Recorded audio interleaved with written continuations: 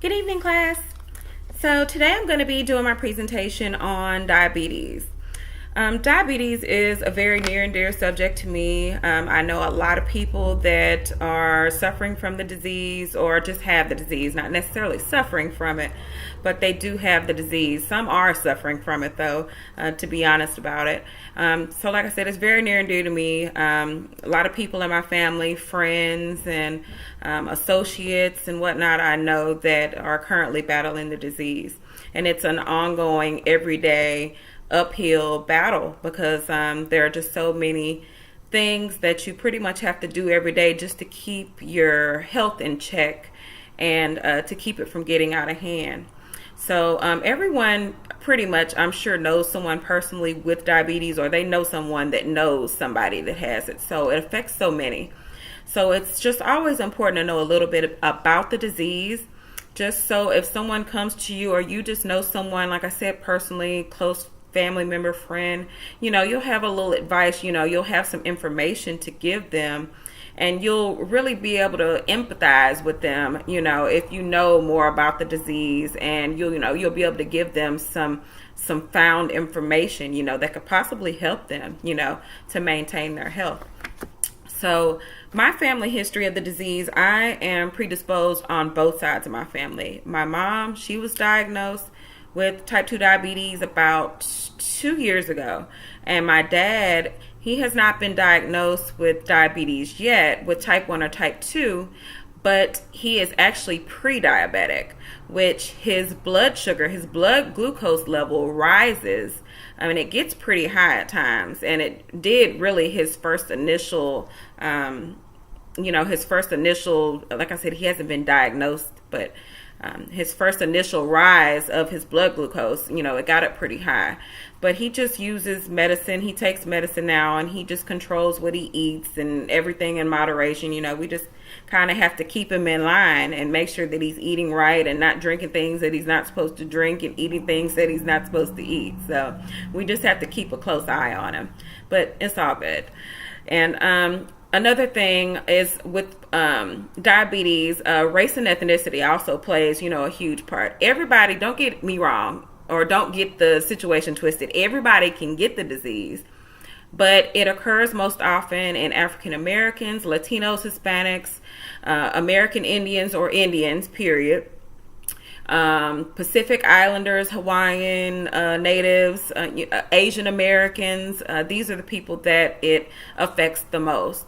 So basically what diabetes is, it's a disease that occurs when your blood glucose level shoots, which is also called blood sugar. It shoots up really high, too high. And this really happens. Okay, let me just do some explaining to you. So your main source of energy is blood glucose, right? Which is found in the food that you eat. Everything that we eat it has blood glucose in it, right? And this is what gives us our energy. So your pancreas, which produces insulin, which is a hormone, like I said, produced by your pancreas, its job, the insulin's job, is to transfer the blood glucose to the cells to give us the energy that we need, in order to function properly every day. So if not enough of insulin is getting the blood glucose to the cells, then it stays in your bloodstream and it doesn't get to your cells. So that's really the gist of diabetes. Now, there are definitely different types, and before I even get into that, I'm just going to go over a few of the symptoms, which could be increased thirst and urination, increased hunger, fatigue, blurred vision. There's also a numbness and tingling in the feet and in the hands, which I've experienced that myself. So I try to keep myself checked, like I said, since I am predisposed on both sides of my family. And you also can get non-healing sores and also weight loss. So Now, type 1, just talk about the types a little bit, okay? You have a type 1, you have a type 2, and then you have gestational diabetes. And I was also talking about the pre-diabetes earlier. So I'm going to get into all that in just a second as well. So the type 1 symptoms, they onset pretty fast, and it takes them only maybe a couple of weeks to onset. They onset pretty quick. With type 2, they onset slower. They can occur over the course of years, or some people don't get symptoms at all, which can definitely, make it tricky. So you won't even really know until you're having like one of those symptoms, like I was talking about, blurred vision, and you actually go to the doctor and they check your sugar level and, and it's sky high. Then, hey, you've been diagnosed with type 2 diabetes. I mean, that's how it can go, just that fast. Like I said, if you don't have any symptoms until this one symptom pops up, and then, like I said, that's how it happens. So, like I said, back to the types, it's type 1, type 2, gestational, and pre-diabetic.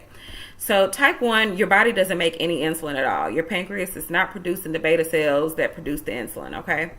And type 2, your body doesn't make insulin as well, or it doesn't make it at all. So it doesn't make it at all, or it doesn't make it as well. And this is the most common type 2 diabetes, okay?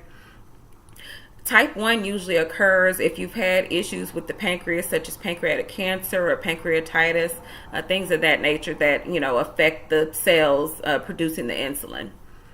Gestational diabetes, if you've never heard of it, it occurs in pregnant women. So at the end of the pregnancy, when the woman has the baby, the diabetes usually goes away. But this is a precursor for type 2 diabetes in the future if a woman forms gestational diabetes while she's pregnant with a baby.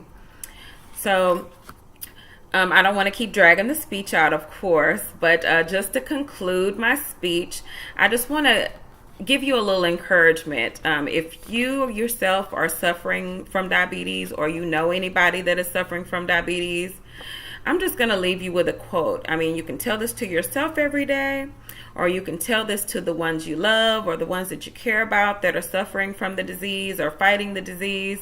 Because, I mean, it's a constant battle. Like I said, they have to keep their health up, and they have to keep their health in check, or it can get out of hand. You just tell them, or you tell yourself, I may have diabetes, but diabetes doesn't have me. Y'all have a nice evening. And if you feel free to leave me some feedback in the comments, definitely do so, and I will respond accordingly. Thank you.